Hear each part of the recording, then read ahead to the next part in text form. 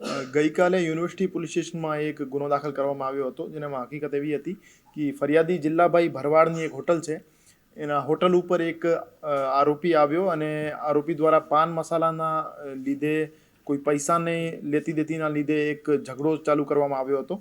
અને આના પછી સીસીટીવી કેમેરા ચેક કરવાના બહાને આરોપીએ ફરિયાદી સાથે માથાકૂટ કરી અને ત્યાંથી જતો રહેલો.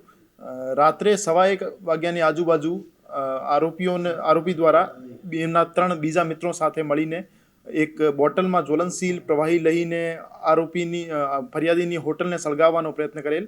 હાલાકી આમાં કોઈને ઈજા અથવા કોઈ પણ પ્રકારનું નુકસાન ન થયેલ. તેમ છતાં યુનિવર્સિટી પોલીસ સ્ટેશનમાં બીએનએસની કલમ 326G 115(2) અને 62 હેઠળ ગુનો દાખલ કરવામાં આવ્યો છે અને આરોપીઓને ધરપકડ કરવા માટે તજવીજ ચાલુ કરવામાં આવી છે.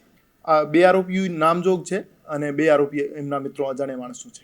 જ્વલનશીલ પ્રવાહી હતો અને આગ બુઝાવી દેવામાં આવી હતી અને ત્યાંથી સેમ્પલ લઈને એફએસએલમાં મોકલવામાં આવશે અને એફએસએલ દ્વારા જે રિપોર્ટ આવશે એના આધારે કાર્યવાહી કરવામાં આવશે. આરોપી જ્યારે પકડવામાં આવશે તો આરોપીની ગહેન પૂછપરછ કરવામાં આવશે કે પેટ્રોલ ક્યાંથી લાવવામાં આવ્યા હતા અને જે એમને બોટલમાં કોઈએ પેટ્રોલ પંપ દ્વારા વેચાણ કરવામાં આવ્યો હશે તો એના વિરુદ્ધ પણ કાર્યવાહી કરવામાં આવશે. જે એરિયામાં એવી રજૂઆતો મળે છે આમાં પેટ્રોલિંગ વધારવામાં આવશે અને યોગ્ય કાર્યવાહી કરવામાં આવશે.